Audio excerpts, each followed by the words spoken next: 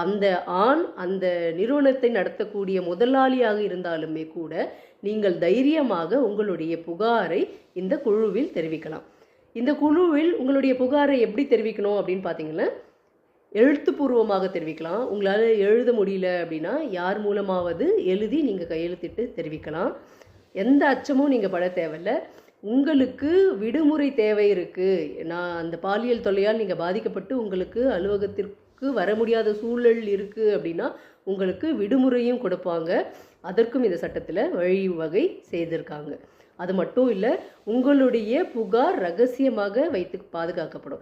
நீங்கள் புகார் கொடுத்தீங்க நோட்டீஸ் போர்டில் ஒட்ட மாட்டாங்க, அதே போல் மற்றவங்களுக்கு தெரிவிக்கவும் மாட்டாங்க.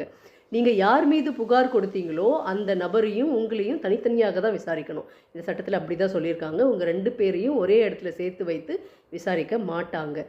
அதே போல் இந்த விசாரணை குழு எப்படி